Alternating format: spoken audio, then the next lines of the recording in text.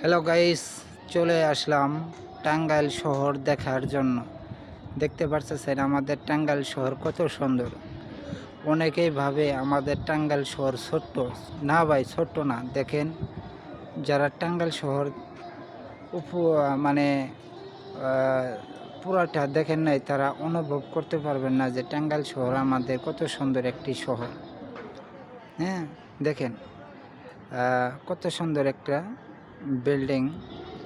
এই বিল্ডিংটা দেখতে পাচ্ছেন টাঙ্গাইল সদর মেডিকেল হাসপাতাল, বড় বিল্ডিংটা। এই পাশেও দেখতে পাচ্ছেন অনেক সুন্দর সুন্দর বিল্ডিং। পুরাটা টাঙ্গাইল শহর তুলে ধরলাম।